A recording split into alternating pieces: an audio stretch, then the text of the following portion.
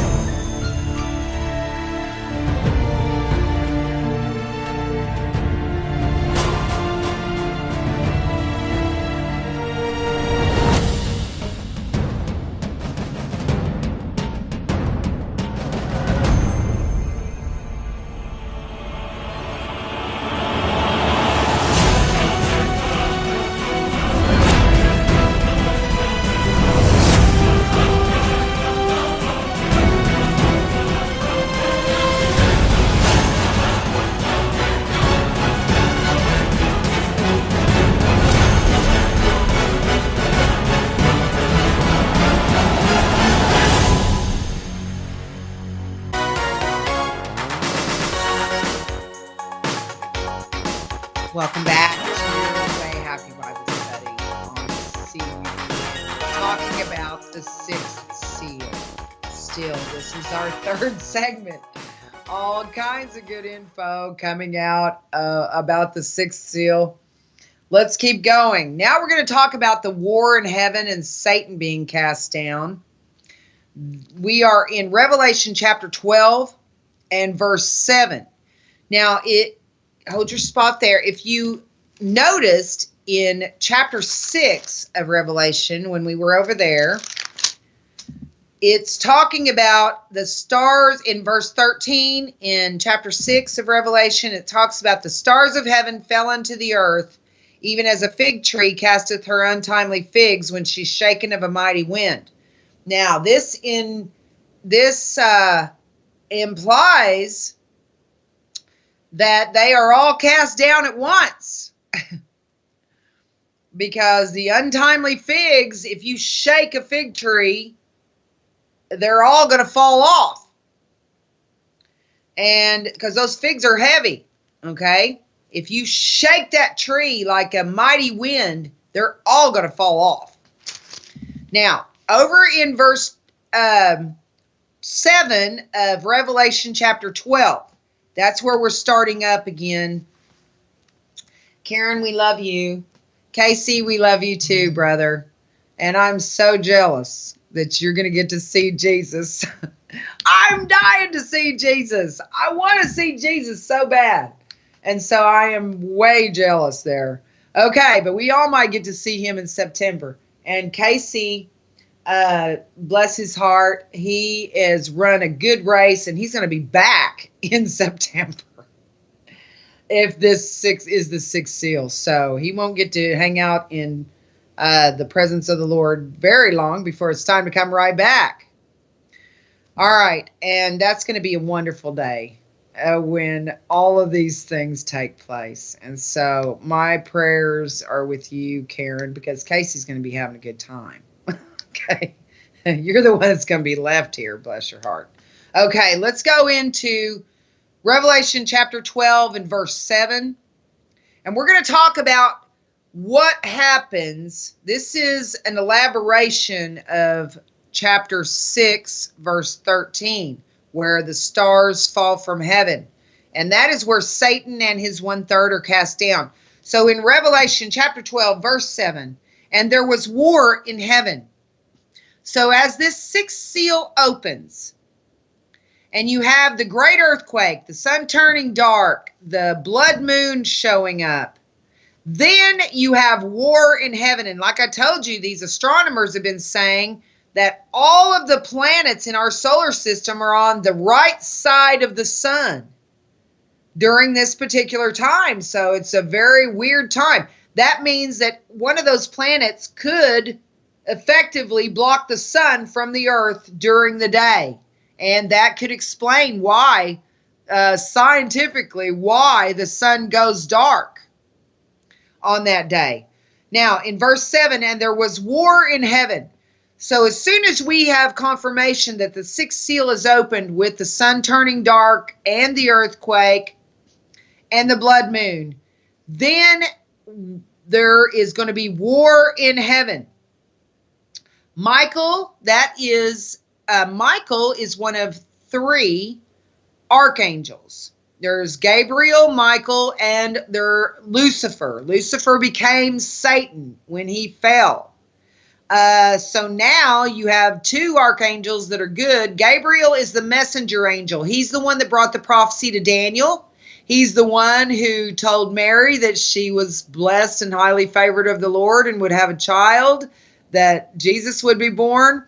And he also came to Zechariah to tell him that he and his wife Elizabeth were going to have a child in their old age. And Michael is the general of God's armies of angels. So Michael is an archangel, and he's the general of God's armies. So there was war in heaven. Michael and his angels fought against the dragon. And the dragon fought and his angels. It's not Jesus fighting. Jesus doesn't need to fight. He doesn't have to. Okay. Nobody's a threat. Nothing is a threat to him. Okay. He is letting Michael and the good angels fight the dragon and the evil angels. In verse 8, and prevailed not. The evil angels do not prevail. Neither was their place found anymore in heaven. They do not get to run free in outer space anymore in the second heaven. See, Satan is the prince of the power of the air. Well, not anymore after this. He is cast down. In verse 9, and the great dragon was cast out, that old serpent, called the devil and Satan, which deceiveth the whole world. He was cast out into the earth, and his angels were cast out with him. So they would be cast out at some point between July 27th and our evacuation, September 9th or 10th. Not 9th or 10th, 10th or 11th. The new moon shows up on September 9th, and that is a 48-hour feast. But the priests have to see that new moon at the Feast of Trumpets with the naked eye to declare the feast started. Now, if they see the new moon when it arrives, NASA says it arrives on the 9th. So if they see it on the 9th, we would go at sunset on the 10th. In that 1 minute between day and night, that is neither. It's called the twinkling of an eye. Does that sound familiar to you? Now, one thing I wanted to tell you here is we have a reference in Daniel of an angel battle.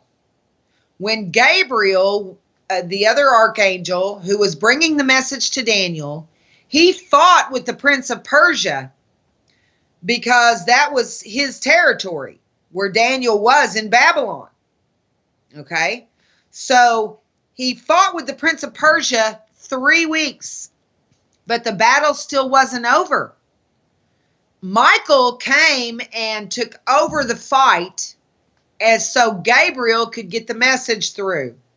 So the battle still wasn't over after 3 weeks. We have a 6-week window between that blood moon, the 27th, and between September 10th or 11th, which would be our evacuation. Now remember, if the priests don't see the new moon that shows up the 9th with the naked eye, if there's some kind of cloud cover or something like that, then the feast would start on the 10th and wrap up the 11th. So it's either the 10th or 11th when we would be evacuated, if this turns out to be the 6th seal. Oh, I can hardly wait to see if this is it.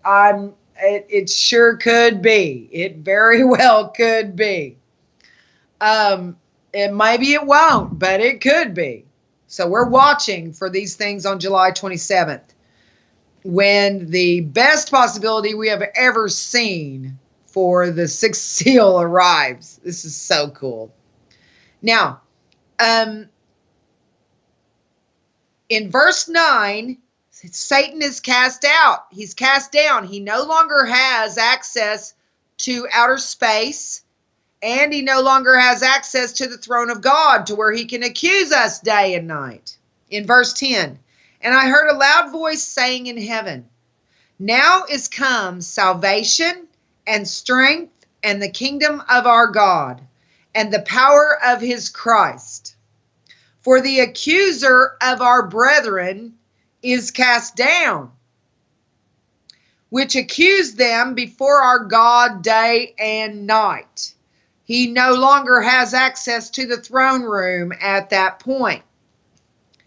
In verse 11, and they overcame him by the blood of the Lamb and by the word of their testimony. And they loved not their lives unto the death. Now this is the Jews who will remain here after the evacuation. Therefore rejoice, ye heavens, and ye that dwell in them. That'll be us at that point. And this is post-evacuation. Woe to the inhabitants of the earth and the sea! Exclamation point. Okay?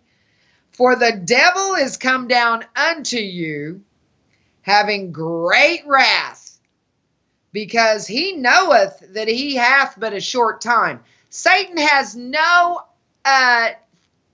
false hopes that he can win and beat God. He knows he can't already.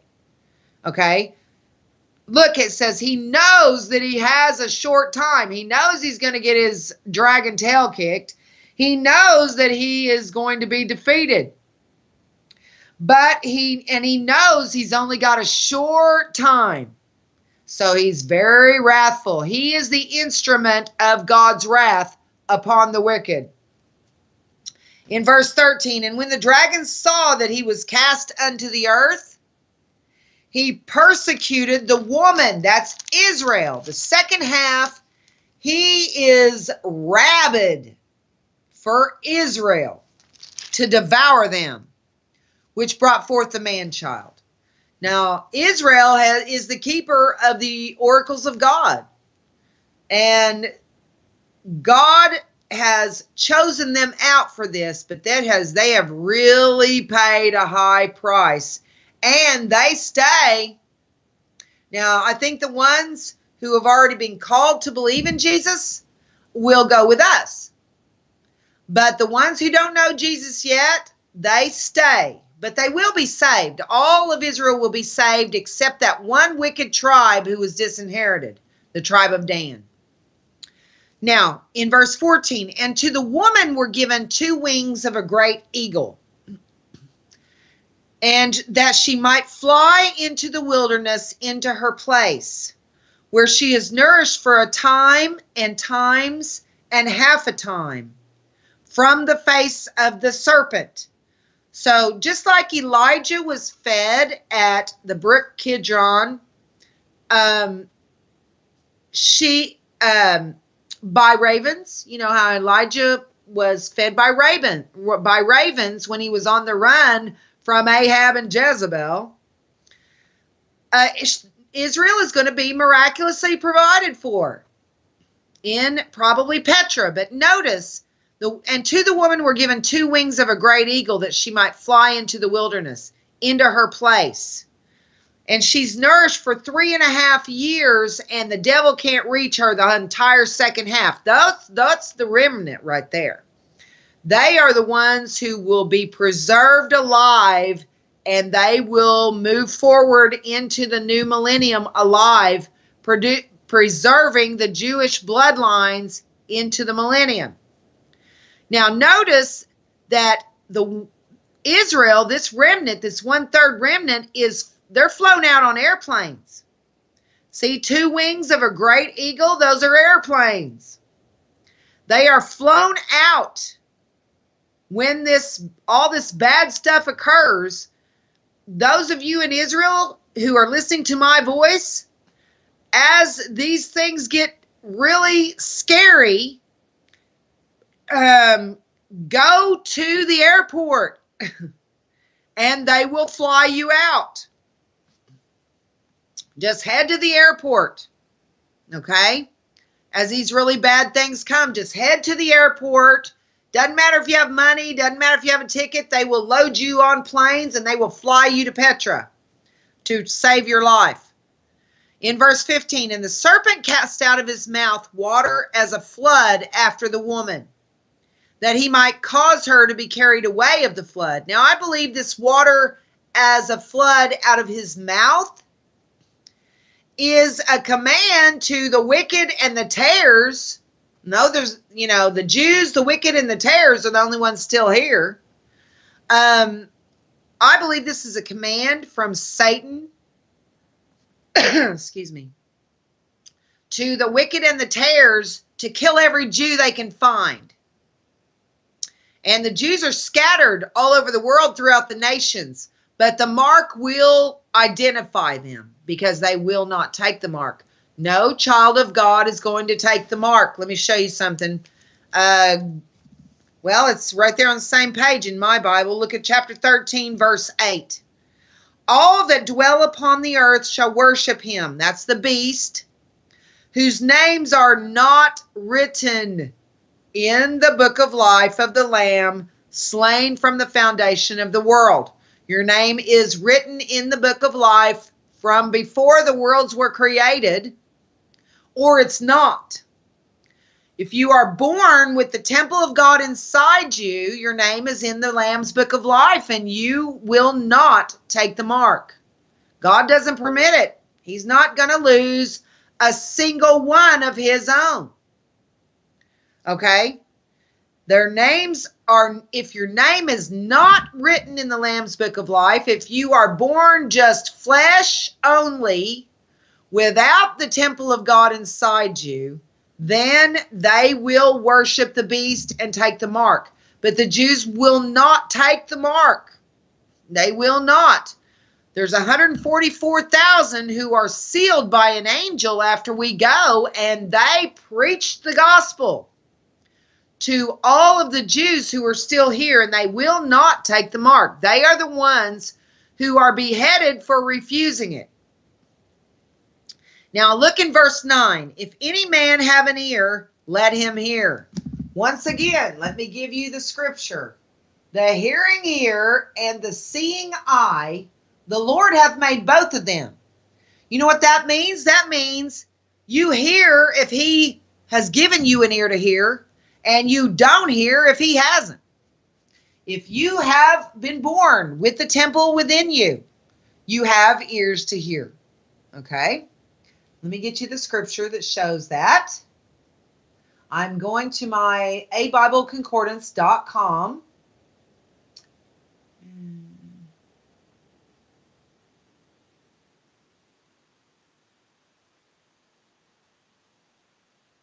Hearing.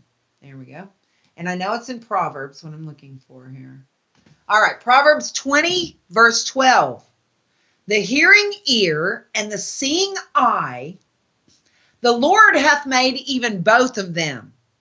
He is the one who decides if you hear or see these or perceive these things. If you have an ear to hear, that means if God has given you the ability to hear and listen. Those who are born with the temple of God inside them have an ear to hear. Those who are of just flesh, they don't have an ear to hear. It'll just go in one ear and out the other. They'll never understand it or perceive it or even pay any attention to it.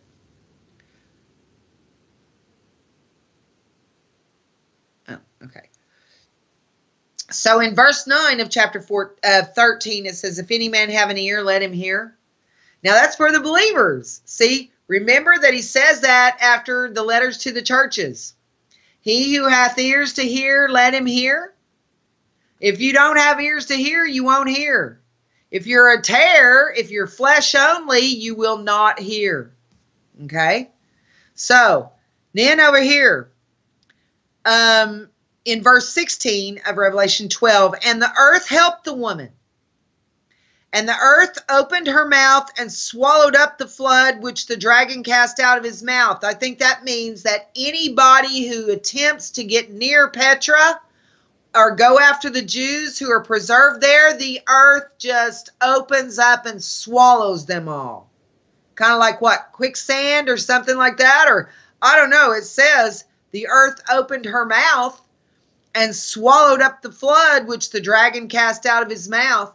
Now, I don't think this is water. I think this is a command from Satan to the wicked and the tares to find every Jew they can and kill them. In verse 17, and the dragon was wroth with the woman. He's angry because he cannot reach them at Petra. They have protection, divine protection, and he cannot penetrate that wall of protection around them. And went to make war with the remnant of her seed. Now, once he can't touch those at Petra, he goes back to Israel for those who are still there. He's going to kill those that are there, and he's also going to go after the Jews who are in all the nations and who are still hidden among the nations. Now it says the dragon was wroth. It means he's really angry with the woman and went to make war with the remnant of her seed, which keep the commandments of God and have the testimony of Jesus Christ. Now, the Jews are going to turn to Jesus by the thousands during this period of time, because you have the two witnesses who are prophesying in Jerusalem, and you also have the 144,000 who are young, male, virgin Jews, probably Torah students, 12,000 from each of the 12 legitimate tribes, and they will evangelize the entire world. And remember, it's only the Jews here, and the tares and the wicked. The Gentile believers are gone, and we have been Israel's support, and they will not have us, okay? So those that still stay within Israel and they don't flee, see, only the remnant's going to flee. The rest of them are going to stay there, and they are going to either, they're not going to take the mark. No child of God will take the mark. It's impossible. So they will have to die refusing the mark. And these are the Jews who do that. Okay? Now that wraps up chapter 12 and our information on